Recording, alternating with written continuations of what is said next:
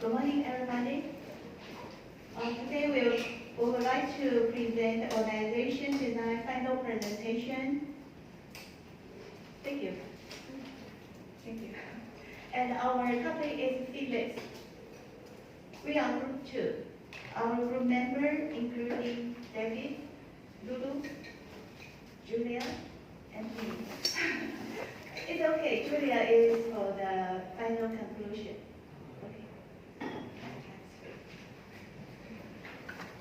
Okay, this is our content, including introduction, 3 revolutions, and the final conclusion. And why so many revolutions? Because Philips is a 100-year-old company. It's really old. If I am 100-year-old, maybe I will be sick sometimes. I need operations, surgery. So for a company, for the long history company, I think that maybe sometimes they have problems in birth. So they need the operation too. So they have so many revolutions. Introduction. In this case study, we are interested in how the transforming under geopolitical and the macroeconomic uncertainty to win the position of health technology through adaptation inside a multinational conglomerate company. And you can see the right side, the LED light bulb. It is one of the famous products from Philips in the early times. Because it is an older company, so maybe they have some stories. So I think it will take about 5 minutes to introduce the history. So please be patient. Okay, in 1891, Gerard Philips and his father, Frederick Philips, established Philips and Company in Eindhoven with their first product, carbon filament lamps, and other electrotechnical products in 1892. In 1920s, the company started to produce vacuum tubes. In 1939, they introduced their electric razor, the Philips Shave, marketed in the US using the Norco brand name. I think the razor is very famous in the world. So during World War II, the Philips family members fled to the US with a large amount of capital and established the North American Philips Company. So that's why later you will find in the North America territory become their major sales income. Oh, I'm sorry, too fast. Okay. So after the war, the company moved back to the Netherlands in the 1980s. Philips' profit margin dropped below 1%. And in 1990s, the company lost more than the US dollar 2 billion. Biggest corporate loss in Dutch history. So in 1990s, its status as a leading electronic company was swiftly lost. So they have to change. Okay. So in 2000, Philips bought Optiva Corporation, the maker of Sonicare electric toothbrushes. They start their business in health. Okay. In 2001, Philips acquired Agilent Technologies Healthcare Solutions Group for Euro 2 billion. In 2006, Philips bought out the company Lifeline Systems in Massachusetts. Its biggest move to expand its consumer health business. In 2013, new brand line Innovation NU, emphasizing that innovation is only meaningful if it is based on an understanding of people's needs and desire. So that gradually became their concept. In 2017, Philips launched Philips Ventures with a healthy technology venture fund as its main focus. So that's the brief history. Okay. As I remember, they have a semiconductor division. Is it? Yeah. They also have semiconduction, but because they have too many products, so I didn't include in the small page. Yeah. I just mentioned some products and how they transfer to healthcare from the 2000. Sorry. Okay. So in the bottom left side, you can see it is the factory in Eindhoven, Netherlands. It is the 100-year-old factory, the first factory of Philips. Now is open to public as a public museum. Okay, in the bottom right side, you can see the Philips stocks. It's alright. Issued in 1928. So it's 92 years ago. So Philips has started to be maybe a listed company. I'm not sure. I was not born at that time. Okay, but in the modern time, you can see the top, how they think about their health care. They think about the health care is healthy living, prevention, diagnosis, treatment, and home care. That's their concept. Okay, according to the annual report in 2019 from their CEO, Royal Philips, their CEO currently is 4 Holmes van Houten. Am I correct? Okay. The message from their CEO, Philips continue to make progress to unlock its full potential as a leader in health technology. Our innovations are driving better health outcomes and increased healthcare productivity, while offering a better experience for consumers, patients, and healthcare professionals. And how Philips create value for the stakeholders. If you have chosen the course Human Resources Management, you will not be strange to this birthday. Crazy, right? Yes. Because he studied hard. Of course, you will remember. Okay, the left side is we have some input. So they input the 6 forms of capital. And by the process, become the output. Okay, the output will be also 6 forms of value outcome. The 6 capital input, including human, intellectual, financial, manufacturing, natural, and social fields. And the process by PBS, the Philips Business System. So Philips, their strategy currently is sustainable value creation. And they have a clear governance, empower people. And they're running the standard process, systems, and practices. They value and develop people and the team. They have their own culture, and they have a disciplined performance management. And during in their annual report, they also highlight their performance in sales. Maybe something will change later by Julia because COVID-19. Right. Okay. It's very bad. But now we are happy because in 2019 their sales group reached more than 19,000 million euro. Yeah, by their product segments, including diagnosis and treatment, it is the major resources of their sales.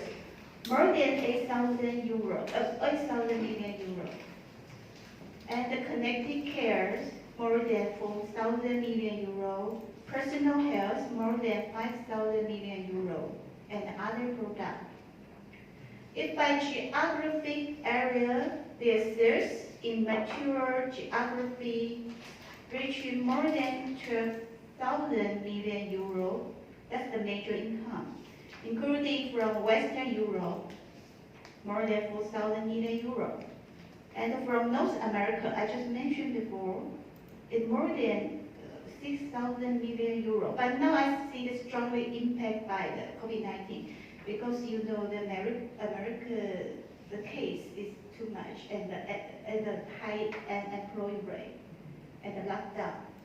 Many situations will cause their revenue maybe drop very quickly. So Julia later will explain. On the other hand, COVID-19 actually boosted the sales of the healthcare related products. Yes. Which is not compensates the drop. Yeah. So for Philips, I guess it won't be too bad. But that's okay. I'll wait for you. Yeah. I'm curious on the She will discuss. Okay, also in other mature geography, it's around 1,000 million euro. Philips also has sales in growth geography. I think in the mature geography, they are really mature, so they have to move to growth geography. So when you talk about growth geographies, it refers to emerging markets. Yeah, emerging market, just exclusive the upper one. Yeah. Right. Okay, so I think it's very interesting here. Okay, the first one is that diagnosis and treatment products Yeah. has been their major Income, yeah. So that's very interesting. Okay. And then the second largest will be personal health. Yes. The first connected care. So the company has totally transformed into a healthcare related Yes, I think so, because according to their annual report, they didn't mention any other profession. And they also sold their share for lighting system. Because they are very famous for lighting products like bulb, tube, but they sold their final share in 2018. So now they are very focused in health, yeah, since 2019. Okay, just according, because they don't have any official organization chart, because we cannot find, even though in their annual report, they're very heavy, maybe more than 300 pages, 300 to 400 pages, I cannot find any official organization chart. So I can only study the annual report and withdraw the currently maybe organization will look like this. The CEO, Van Holten on the top, and because they input capital exports, including like the human, so they have HR, intellectual, so they have R&D, financing, so they have finance, manufacturing, and they also care about the social and natural issues, so they have a CSR, okay, as their major business unit. Of course, they will focus on sales, because without sales, they cannot survive. So the other sales, they have a major income from mature geography, but it is strongly impacted by COVID-19. So I think they will focus more on growth geography. Under mature geography, they have a three territory, including Western Europe, North America, and others territory. And under each territory, including 4 product lines, is diagnosis and treatment, connected care, personal health, and others. The question, based on what you estimated the organization chart like this, why not the product division first and then geographic later, second later? basically, I cannot finish 400 pages annual report, so I just pick their some parts. Yeah. So literally, they have a different organization chart within the three revolution. Okay, within three revolution, we have other organization chart, but for this organization, I just according based on their annual report. I guess you must have read something from the annual report and you draw this. Yes. Yeah. I'm curious about. I just based on this because they have a capital input. Nature of their capital they input in the six forms. Here, human, intellectual, finance, manufacturing, natural, and social. So that's why I think about the nature of their capital will be nature of these, those here. Yeah.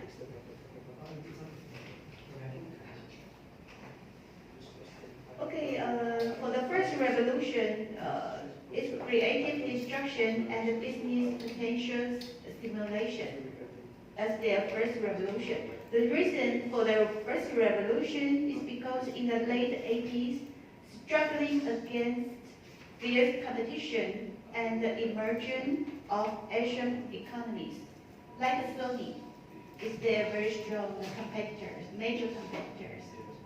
Yeah. And in 1990s, they are really at the risk to go bankrupt. As I mentioned, their margin profit dropped under 1%, so they worry a lot. They have to change. So they changed. The name of Centurion was so aggressive, they fired more than 45,000 laborers. And the business units were all reorganized, and the corporate strategy was totally redesigned.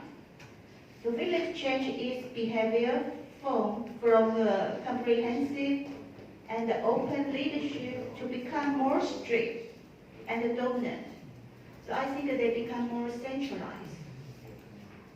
So this first revolution in Philip's recent history can be characterized as systematic and rational. Programming accelerated in 2011 by the current CEO of Philips, Van Houten, and to significantly boost their profitable growth. So they will continue, will come to the second revolution. Thank you, Rachel, presentation. I will continue with the second generation to be sustainable after the globalization.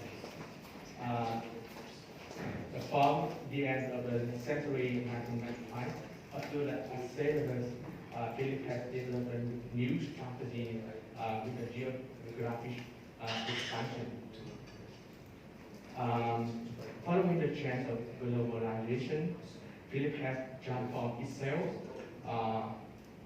with the goal of creating innovative and sustainable products at a low cost. And Philips has transformed from a functional organization to collaborate the network terminal according to the process.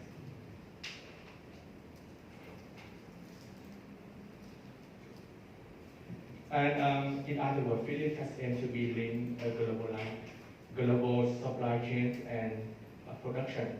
Philips keep on outsourcing the majority of its manufacturing in order to reduce the cost. But an outsourcing strategy involves many concerns regarding to the reliability of supplier, the quality of products delivered, and scalability and their manufacturing process. And they have two tools to control their supply chain. It's a chart and an audit. Philips proposed an eco-vision program in which Philips and suppliers together sign the chart showing the reduction of environmental impact as well as the increase in the energy efficiency. For example, its aim to improve the energy efficiencies of its plant by 50% and to increase the use of the recycled material in its products by 2015. And in order to control their supplier operation, Philips proceeds to on-site audit every supplier. Yeah. And to fit with the context of globalization and become an important link in the chain of global production, Philips has implemented a reform of the organizational structure. Initially, if you see in the diagram, the organizational structure includes the parts connected to product and service that Philips provides, such as the healthcare, consumer lifestyle lining, innovation group, and service. And each with the exception innovation group and the service division. The other three divisions will consider smaller units, including the sales, distribution, manufacturing, administration, R&D. And in order to implement a strategy of geographic expansion, Philips has divided its organizational structure by geographic area, but still maintain the innovation maintain the innovation group and sales service in the headquarters in the Netherlands. Geographic area include Western Europe, North America, other mature geographies and growth geographies. And below each geographic area will include parts divided by based on product such as healthcare, consumer lifestyle lining, and below the will divide specific units perform the functions such as the sales, distribution, manufacturing, administration, and R&D. And in summary, we can see the fundamental transformation of Philips organizational structure from the based on product to based on geographies. Yeah. And then first, Question. What is the division of innovation, goods and services? What are they doing? By the division innovation group and service, and I find in internet we do some the service and finance and human resource management and some service like quantity the quantity of products to the customer. Yeah. Includes innovation is green product development.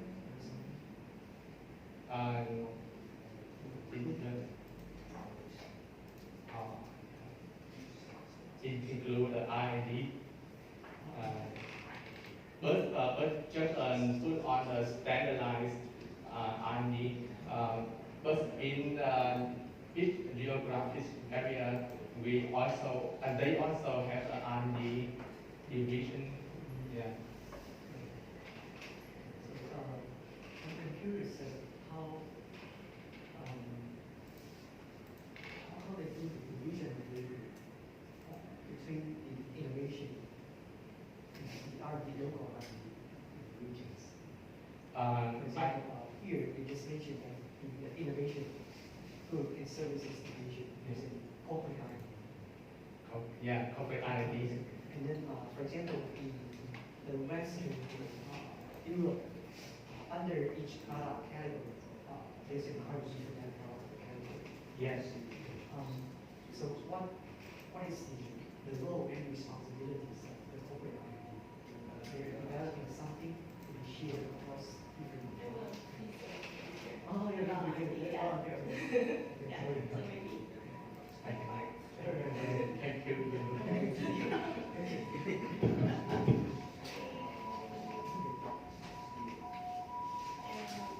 Next is the third revelation, and they call to be a meaningful innovator to customer. Because Philips seems to be very aware of the fact that nowadays the economy is driven by the customer desires and needs. So Philips has changed its approach from a push organization. Push organization aims to produce in mass, and now they change to a customer-centric organization. And even if Philips has always been considered as an innovative company, and this change has many consequences both at strategy and operational level. So we can see this graphic in 1950s to 70s, and it's a technology-led generation. So every corporation or more care about the consumption they want to produce in the maximum numbers. So it's a manufacturing driven in that generation. And in 1980 to 2000, it's a market-led generation. The corporation are more care about the experience, so it's a marketing or co-brand driven. But now it's a high-tech, high-quality, and a sociality-led generation. So the corporation are changing their mind to more focus on the transformation and the innovation. So they ask the customer become the center to attention, and first develop different approach to reach excellence in customer satisfaction. And Philips also carried out a series of business diversity choose to promote transformation and choose to focus on application areas. For example, Philips was the largest smartphone company in the world, but after the mobile phone business fell into a through, they decided to transfer to China Electronic Information Industry Group. Yes, and also the TV business, they also transferred to a joint venture company. And now they are more focused on the major business of healthcare and lighting, and the customer electronic and home appliance and personal care department are major into one department called customer lifestyle. Yeah. So they, in addition to maintain its own production with competitive advantage, so many production operator they change to outsourcing. Yeah. So through this initiative, Philips has reduced from a lot of major business units to 5, and now has been streamlined to 3. And this is now Philips organizational structure. In the field of healthcare, it's committed to providing a full range of care solutions from hospital to families, and the strategic focus include basic medical care, medical information service, and a home health care. And in field of customer lifestyle, they focus on consumption such as air cleaner or clean air, or healthy lifestyle, or the children care. And in the field of lighting, they focus on promoting the transformation of traditional lighting to LED lighting. And innovation, Professor asked the question, maybe in innovation, it was some good innovation reality and That's very interesting here. I think we can pay more attention to healthcare division, they're providing imaging systems and customer services, and healthcare informatics solutions and services, etc. And those are mainly the B2B products or services. They sell the solutions and systems to hospitals. Or the customer. And then they put the B2C products to the consumer lifestyle, as consumer products. That's how they divided the.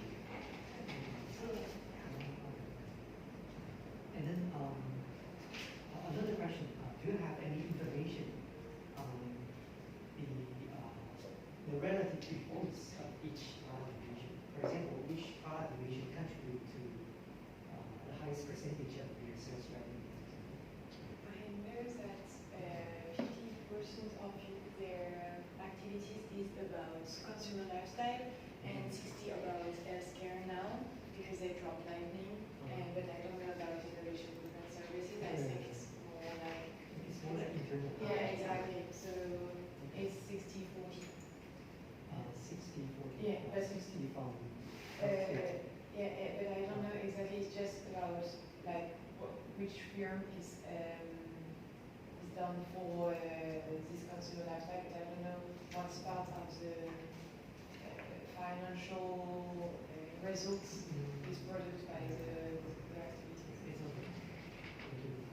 And then it looks like the innovation group and services division is, the function and role and responsibility of this corporate R&D, and they try to develop something new. So I guess group innovation is a function of corporate R&D. And then they develop new technologies which can be used across different product groups, healthcare, consumer lifestyle. They all use something new developed by this. And then also intellectual property rights. So they try to license their intellectual property and become licensed to collect royalties. And then group and regional costs. It's not easy to understand. Probably some kind of, I guess, that's my personal guess, probably some kind of shared services across different product divisions. In the final exam case, the PMG case, their organization also involved. In the less organization structure of PMG, they have something similar. They have shared services. They provide, for example, IT systems to be used across different product divisions for the whole company. And I guess the group and regional costs probably is the same. But apparently this is something that is corporate. Okay, thank you. And in the third revelation, they have two important organizational change, and the first one is local empowerment. And because Philips said they paid attention to advanced technology, but what they care more and care about is whether their technology and innovation can really create value for the customer. And because Philips is a global electronic corporation, so of course they use the global standard of excellent configuration because they more care about their product and make large scale investment in R&D. So I enjoy this configuration, but because they said that they are more care about they really create value for customers or not. So I think they changed to the local value creation configuration now. Because Philips brought a business department closer to each market. And at the center, the model of radiating the world is quickly changing because it cannot constantly and quickly grasp the actual need of local market around the world. So Philips believes that innovation should stem from a deep insight into the needs of the customer and in the local markets. So the needs of each country and markets are different, so it is impossible for a company just stay in the headquarters and give a solution to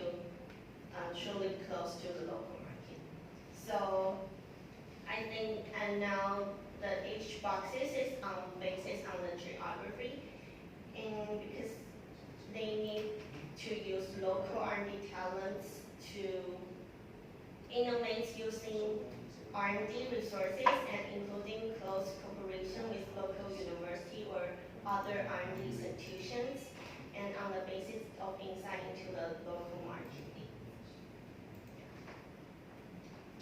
And the second is research center of excellence, because as customers' needs doesn't stop over time, and massive investment in R&D must be made by a firm like Philips.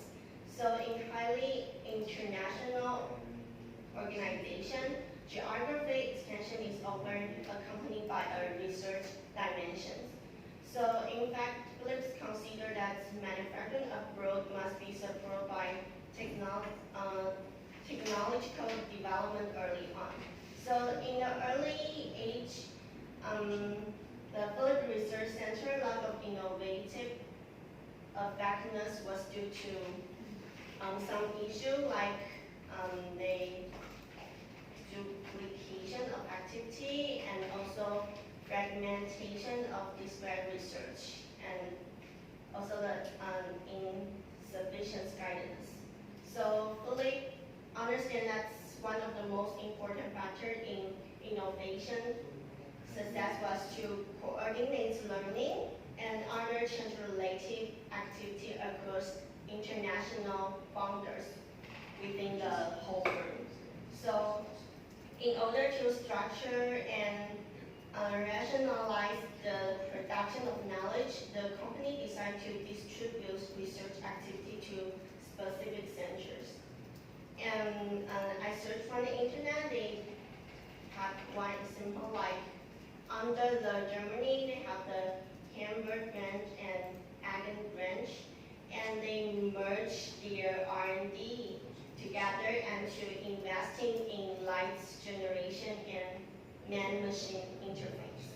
Yes. And I think that is because they can centralize the talents and the cost.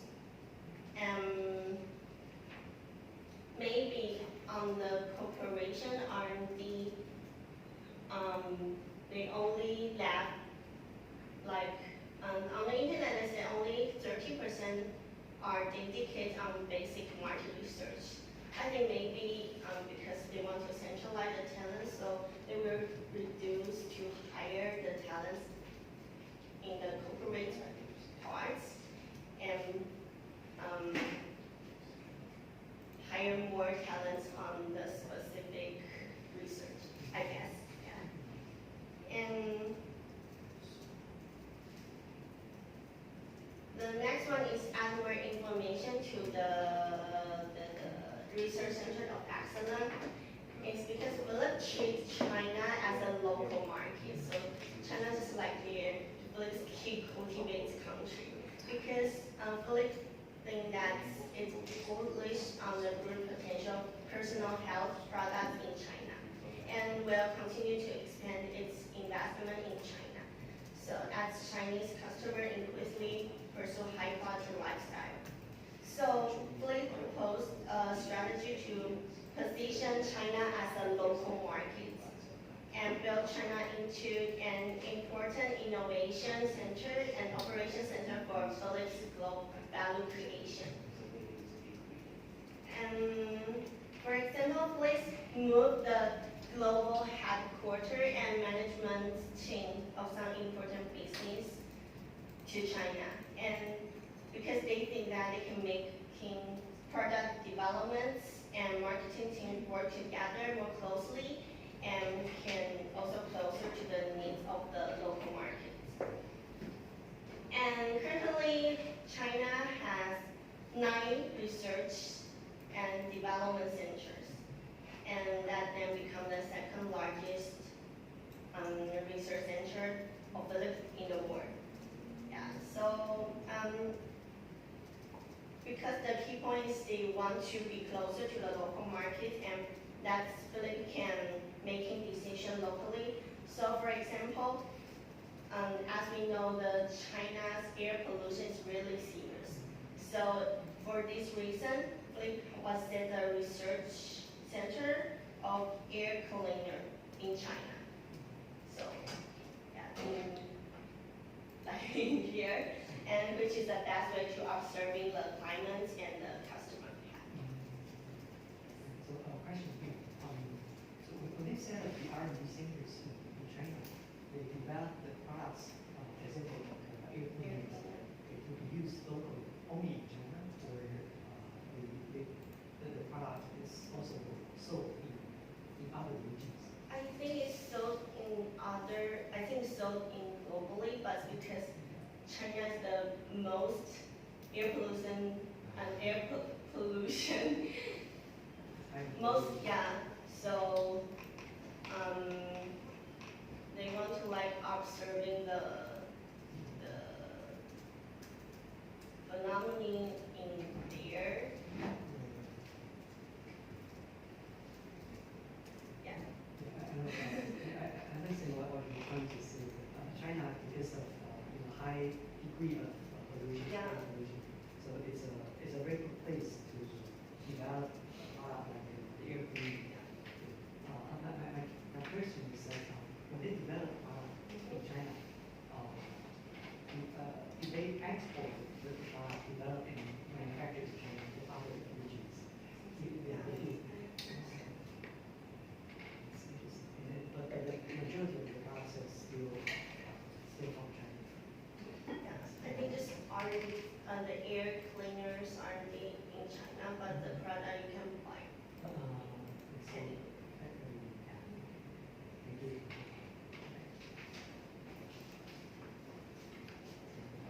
Would you like to take a break? Let's take a break. Just not the conclusion. Oh, it's Yeah. Okay, let's finish first. So, as we've seen, the successive transformation in the company strategy just changed the organization chart with different organization chart before. So it's really interesting to just see the design of the company because yeah, it's really helpful to understand what is going on with the company. As I said before, like the business is divided between medical, like 60%, and consumer product now, 40%. So it's huge. So as was said, like the medical is B2B, and with the consumer product is B2C. So I think they have to develop two ways of talking to their customer target. One with advertise only for company and hospital, and another one only for consumer, and consumer are different from the country to another. As we said, like they have to be more local. And so before like the coronavirus things and crisis, Philip was forecast to be able to take care of the body and well-being of some 3 billion people by 2025. So it's huge. I was expecting to have a big growth, and actually maybe it will not be that big because of the coronavirus, like 65%, they knew a 65% drop in the business for the first quarter. So it's only the first quarter, and like as it said in the reports, like at the beginning, the first quarter was only for China and Asia, because Europe was more at the end of the quarter, so maybe the drop would be more than that after all, and because all the geographic area are affected now. So, but as you said, like Philippe is also a lot of health and medical, so they have some jump also, like fan orders jump on 23%, but it's not compensates the drop in the consumer services, for instance.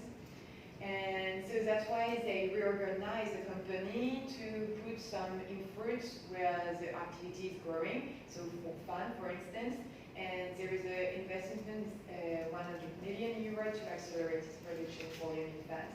So as the chief or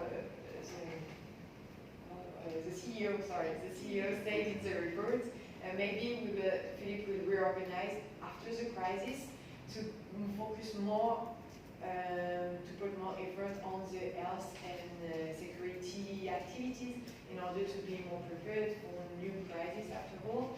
And so maybe another organization chart will be designed. So sorry, question to you. Always think. I think, you know, like, Just like, Just hospital. yeah, for hospital, fund hospital, like, you know, for new air to come. not the homes or homes. No, it was for a hospital like air conditioner or something. Okay. For medical. For medical use.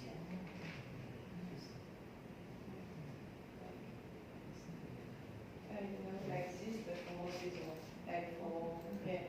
But they have a special thing for this. I don't know. I just saw it. It's really interesting.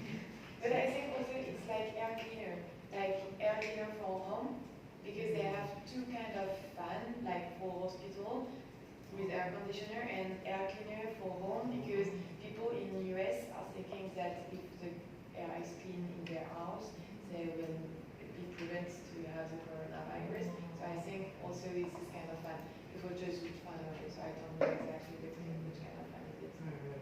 It's a little bit interesting, very unusual actually. But, because my perception of fan is something like the fan we use at home. The whole time. But all of a sudden the fan always increase, jump 23%. Yeah, it's huge. That's huge. Yeah. And then, probably I agree with you. Probably it's people's perception. Yeah. The use fan, the air. Cleaner and so no pandemic in All the the bars are going. Yeah, exactly. Yeah. It's very funny. Okay, but they have the thing you show me is just the normal thing, the home Yeah, appliance. I can find exactly what's Philippe. I was not on the website of Philippe, but I can find the good. Okay, Yeah. thank you. Thank you. So let's take a break and come back to have some discussion.